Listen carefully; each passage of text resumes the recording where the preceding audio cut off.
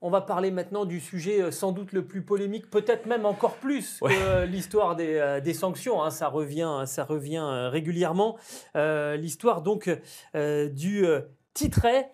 On va vous expliquer ce que c'est déjà rapidement. C'est une nouvelle qui bruissait dans le paddock à Austin en arrivant au Texas. Est-ce que Red Bull a trouvé un moyen de contourner l'interdiction de modifier les réglages de la voiture et notamment de la hauteur de caisse grâce à ce système?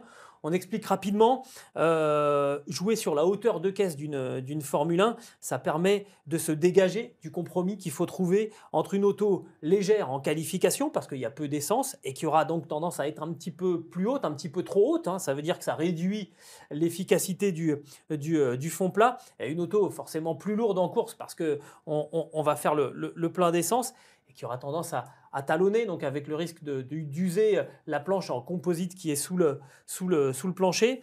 Le problème, c'est qu'on n'a pas le droit de changer les réglages entre les qualifications et la course, et qu'avec ce système développé par Red Bull, on pourrait, on ne sait pas trop, on imagine que c'est possible de changer le réglage de l'intérieur du cockpit. Ça peut se faire en tout cas dans une certaine discrétion, et c'est de là que vient à peu près tous les problèmes de Red Bull en ce moment.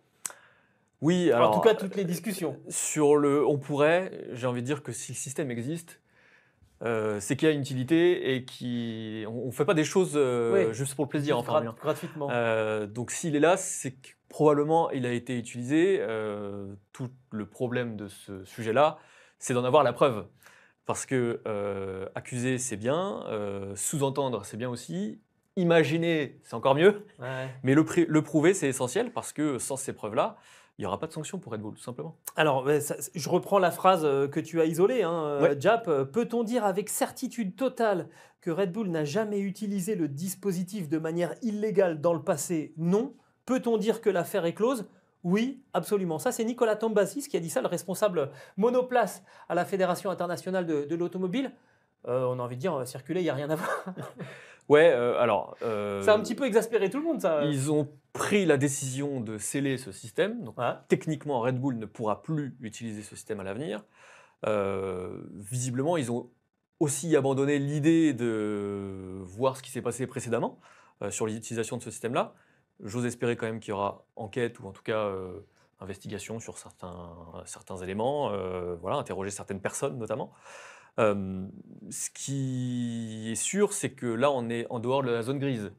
Et c'est ce que disent beaucoup de responsables d'équipe, hein. Exactement. Là, on a franchi le cap entre cette fameuse zone grise où les ingénieurs essayent toujours de travailler, ce qui n'est pas interdit Voilà. et donc autorisé. Sauf que là, non, c'est interdit. Oui, là, le règlement dit clairement que du samedi, ou en tout cas de l'après-qualification à la course, on ne peut pas modifier les réglages d'une monoplace. Donc ça, c'est très clair. Donc si il s'avère que Red Bull a trouvé un moyen de modifier ces réglages, ce serait de la triche, ce ne sera pas de la zone grise. On est très loin de, par exemple, le DRS ou toutes ces choses-là, toutes ces choses qu'on a vues ces derniers mois. Et ça pose effectivement problème parce que ce qu'on peut imaginer aussi, et j'insiste sur le imaginer, ce ne sont que des supputations, c'est que Red Bull, sachant que ce sujet-là allait finir par être révélé, parce qu'il y a eu des transferts de compétences, notamment entre les deux écuries, finalement, ces derniers mois, s'est fait un petit peu discret avec ce système-là, peut-être arrêter de l'utiliser au cas où il y aurait analyse de données, par exemple, sur les courses, pour pas que ça réveille des suspicions sur les précédents Grands Prix. Et comme par hasard, depuis quelques mois, quelques courses, c'est beaucoup plus compliqué pour Red Bull. Ça va effectivement moins bien. Alors, ce qu'il faut comprendre, c'est que pour ceux qui suivent ça d'un petit peu loin, ce réglage de la hauteur de caisse, évidemment, toutes les équipes peuvent le faire. Sauf que chez les 9 autres équipes, ce réglage, il se fait par l'extérieur du cockpit, alors que sur la Red Bull, on peut le régler de l'intérieur. Et toute la question, c'est de connaître exactement l'accessibilité pour effectuer ce réglage. Est-ce qu'il faut, comme on nous l'a expliqué du côté de chez Red Bull, 2 mécaniciens pour le faire? Un qui a la tête carrément dans le cockpit, quasiment à la hauteur du pédalier des pilotes, et un autre au-dessus d'une sorte d'ouverture qui a été faite pour voir l'alignement.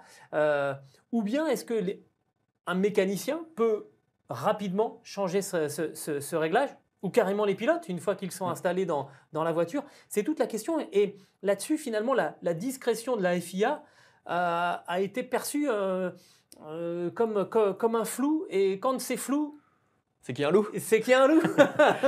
Et il n'y a pas qu'en Formule 1, mais encore plus en Formule 1. La FIA a sans doute pensé que, voilà, hop, en mettant un petit coup de balai, en disant, bon, ça y est, on a regardé, ils ne l'utiliseront plus, c'est bon, on arrête. Ça, c'est bien gentil, mais il y a des équipes comme McLaren.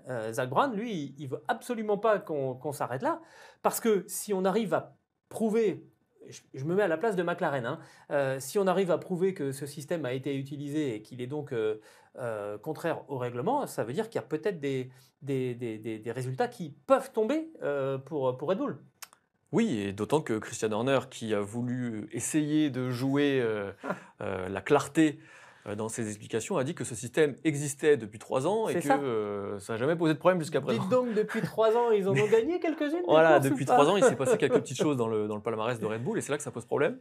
Ce qu'on voit bien quand même, c'est que la FIA a de plus en plus de difficultés à gérer ces problèmes-là, parce qu'on est à un tel niveau de précision, de de sophistication. sophistication que c'est évidemment de plus en plus compliqué de les contrôler. Souvenez-vous de l'affaire du moteur de Ferrari, souvenez-vous du DAS qui lui était plus visible, plus Oui, évident, là pour le coup c'était mais qui a été utilisé quand même par Mercedes en essai.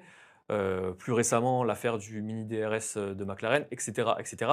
Donc c'est plus compliqué et malheureusement, il n'y a pas de solution. La seule solution serait de trouver des preuves que Red Bull a utilisé ce système. Et alors pour l'instant, il n'y a aucune équipe qui a porté réclamation. On attend de voir. Chez Ferrari, on est un petit peu embêté quand même parce qu'évidemment, il y a ce précédent du moteur, c'était la saison 2019. 2019, exactement. Qui était quand même un petit peu bizarre et où en gros ça avait abouti à un accord secret entre Ferrari et la FIA.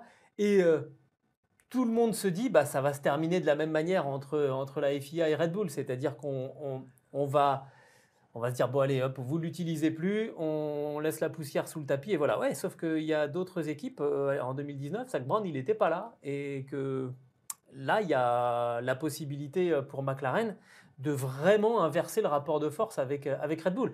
Cette histoire, est-ce qu'elle peut s'arrêter là ? Ce qui est difficile de savoir, c'est que justement McLaren a une vraie culture de l'image, c'est-à-dire que McLaren ne veut jamais passer pour la méchante, qu'elle ne veut jamais passer pour l'écurie qui dénonce, sauf que maintenant elle est arrivée à un tel niveau de performance, les enjeux sont tellement importants qu'il va peut-être falloir aller plus loin ou casser un petit peu cette habitude. C'est aussi ce qu'on voit dans le comportement de Norris après course, dans les propos d'Andrea Stella après ce qui s'est passé par exemple dimanche aux États-Unis.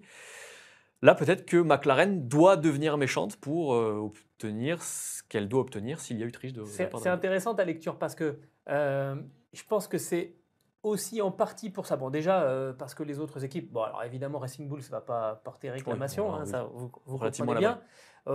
Porter réclamation contre Red Bull, c'est quand même. Enfin voilà, vous prenez le plus costaud de la cour d'école et puis vous lui dites, eh, viens, on va s'expliquer tous les deux. Forcément, on n'a pas envie. Et puis il y a quelques équipes qui, justement, ont repéré quand même le jeu de McLaren depuis quelques saisons, de dire non, mais il faut laisser les pilotes faire, laisser la course se faire, et qui à un moment disent là, si tu veux le titre, c'est à toi d'aller jouer un peu le rôle du méchant dans cette histoire. Je trouve que cette attitude, maintenant il est obligé d'y aller, Zak Brown. Maintenant, vu ce qu'il a dit, quelque part, il est obligé d'aller au bout de son mouvement. On a parlé un petit peu plus tôt de la naïveté, de la tendresse un petit peu de Lando Norris quand même sur certaines actions. Il faut que le patron de l'équipe, lui, au contraire, il soit vraiment au combat. Et je pense qu'il pourra compter quand même sur le soutien de quelqu'un, c'est Toto Wolff.